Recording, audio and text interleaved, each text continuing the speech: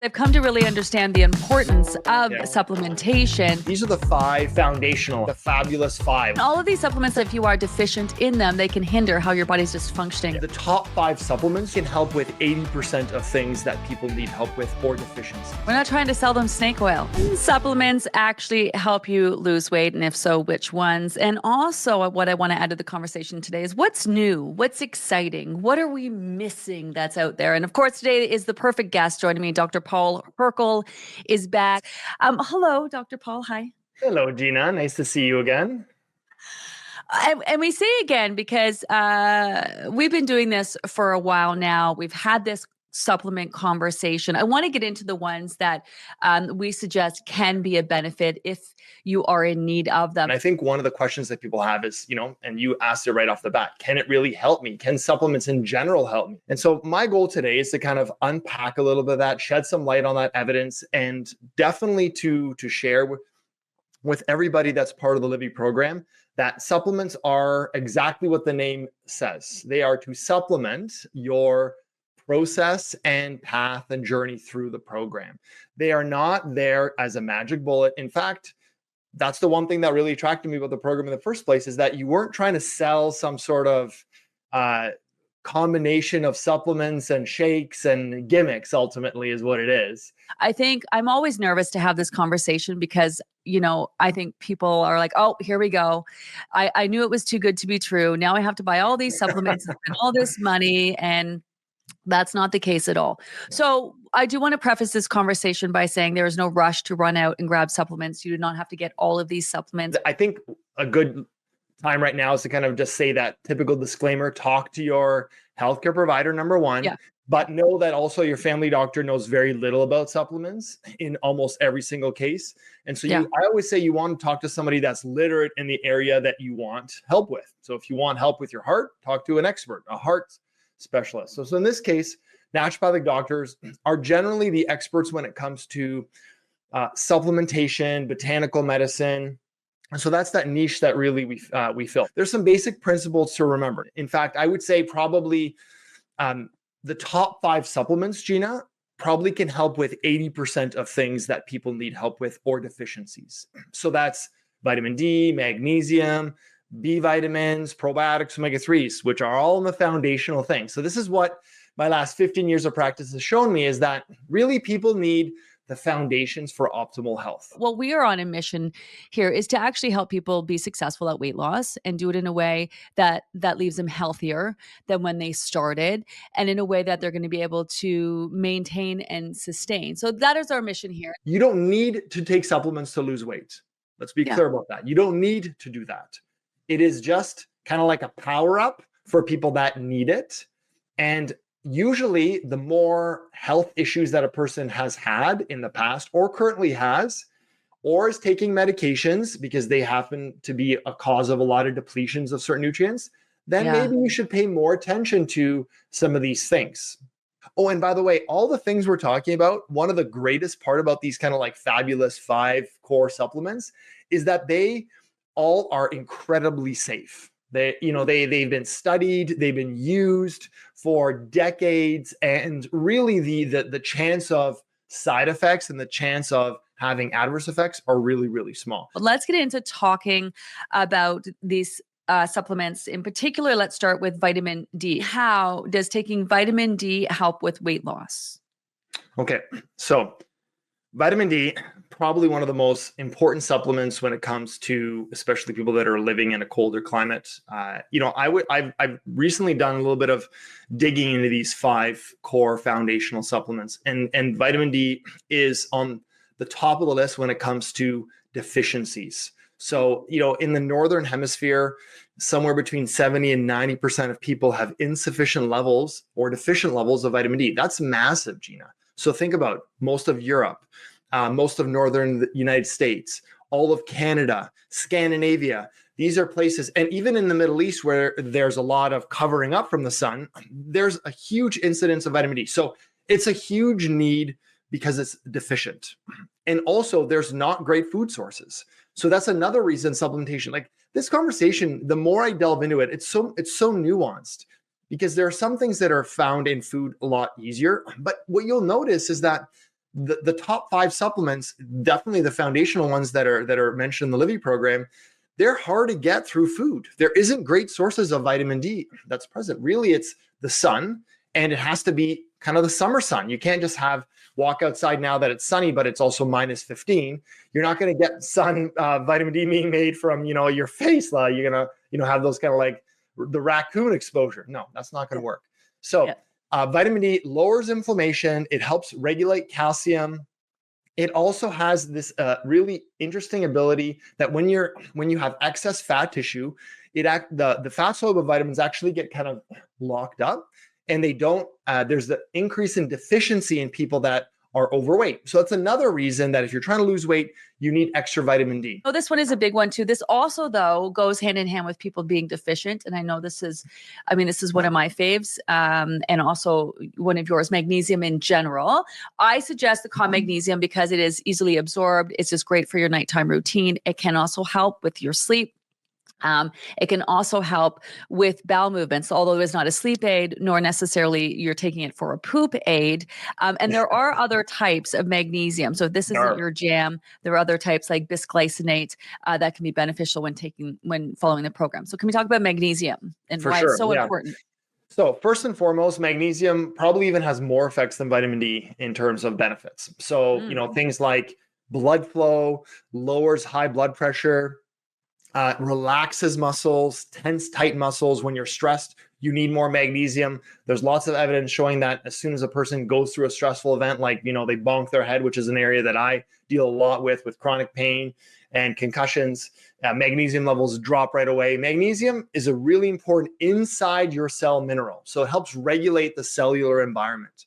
It also is an alkalizing mineral, which kind of maintains some of that pH balance. You've probably heard about that a little bit. It is important. That's not means you're taking a bucket full of baking soda, but if you have optimal electrolytes, you have optimal minerals, you're going to have a more balanced pH environment. It also really is important for bone. So you wanted to mention benefits. I could keep going, but there's so many of them that magnesium that's why it's one of my favorites. Okay, let's talk about omega-3. I am really loving this. I love omega-3 for brain health. I am terrified of dementia and Alzheimer's, which runs in my family. Omega-3, a big fan as well. Again, another one of those things that, we just don't often have access to these things from a food perspective. And, the plant-based versions of it, because you can get some omega-3s in some nuts and seeds, flax seeds, for example. The conversion into the form that your body needs is extremely inefficient, like to the tune of like 5% conversion into the active form. So that means like alpha linoleic acid, which is the flaxseed oil, which I'm a fan of. I'm saying don't stop taking it, but it's more so like those dietary plant-based forms that they don't get converted into the forms that you have in your hand there, Gina, which is the omega-3s. Yeah. And the EPA and the DHA are the two active versions that you'll see on the label of fish oil products. And these are the ones that have an anti-inflammatory effect, a neurosupportive effect, a brain kind of function effect, and also many other effects on things like cardiovascular functions. They lower triglycerides.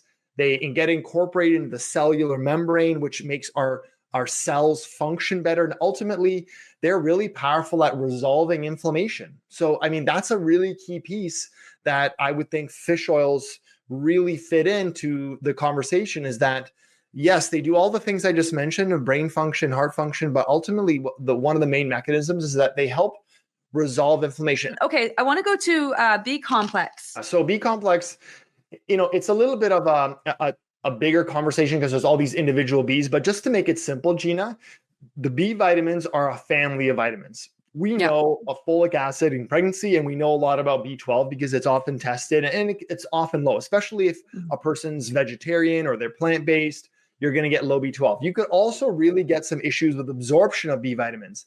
In fact, when I looked at the data, B6 is one of the most common deficiencies, and often that's overlooked. So they kind of like work in synergy together. That's why I do like a B complex, because even though they all have some unique effects, they all have kind of like a broad effect of helping improve cellular energy metabolism. I know that's a really like vague term, but they basically help the stuff that's inside your cell that makes energy do its job better. And that's why when you're low in B12, you get really tired. Yeah. It's a pretty common symptom, right? So overall, B complex covers off the deficiencies that are often found in people.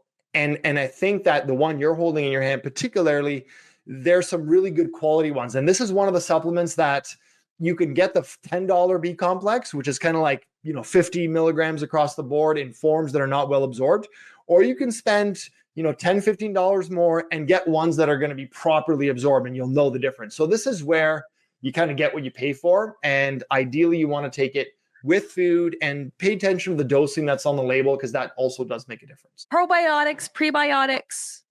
Okay. Big thing. So as you probably remember, in the summer, I was over in Europe presenting a couple times on the gut-brain axis, the microbiome. So this is an area that I do a lot of kind of work with my patients on. When it comes to probiotics, these are live bacteria that has tremendous amount of evidence, and they all have different evidence depending on the strain. So you might notice, like the one you're holding up there, this is a multi-strain. There's multis. There'll be Lactobacillus acidophilus. There'll be Bifidobacterium longum. So a lot of people get confused by this, but these are all bacteria that we have in our gut, Gina. And so depending on the effect you're trying to get, and this is what I kind of shared with my colleagues in Europe, is that the strains sometimes make a difference to what you want to do. So for example, if you have IBS, then there's certain strains that are helpful for that. If you have chronic vaginal issues or yeast infections, there's strains that are more specific for that. There are strains that now are being looked at improving metabolism and improving GLP-1, which is what the whole Ozempic thing. So the research is really evolving at hyper speed. I think the future of supplementation and kind of nutraceuticals in general is really going down the optimization of the microbiome, trying to create balance there. Probiotics can temporarily modify your microbiome to create a positive effect. And prebiotics are the fuel for the bacteria that is in your gut. So if probiotics are kind of like the grass seed, prebiotics are kind of like the fertilizer that'll make the grass grow.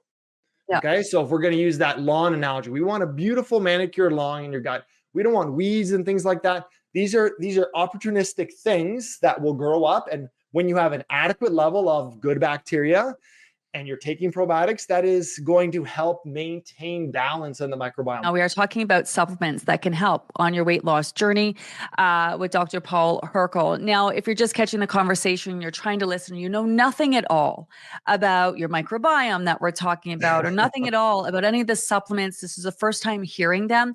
Remember, these conversations are about awareness, right? It's like you just sitting back and just listening and just trying to pick up different bits and pieces. And maybe you might want to go back and then listen again. All of the supplements we're talking about today, the vitamin D, omega-3, magnesium, B complex, probiotics, prebiotics, it's not meant to overwhelm you. You do not have to be fanatically writing things down and running out to get any of these things. Just take a deep breath if you're feeling overwhelmed and confused, and just be like, okay, this is interesting. This is us having a real conversation about supplements, which you've probably heard a lot about. Which ones are the worth you spending your money on? What are some of the things that they help with? And what are some of the things that you're going to want to keep in mind? You don't need to take supplements to lose weight. Let's be clear about that. You don't need to do that. It is just kind of like a power up for people that need it. And usually the more health issues that a person has had in the past or currently has, or is taking medications because they happen to be a cause of a lot of depletions of certain nutrients, then maybe you should pay more attention to some of these things. We'll be building on the conversation. Again, this is a conversation of awareness. No one needs to run out and buy all the magnesium today. Just a conversation to get you started, to get you thinking. Maybe you're not having any issues now and you're moving and grooving and things are great. Maybe later on in the program, you might want to revisit this list. It is there for you if and when you need it. At the end of the day, though, the best idea is to have these discussions with your healthcare providers if and when possible. I know that's tricky because not everyone has one. Dr. Paul Hrkal, thank you so much for joining me today. You're very welcome. Thanks for having me. It was a pleasure talking to you and to everybody that's listening. I love it. Thanks, everyone.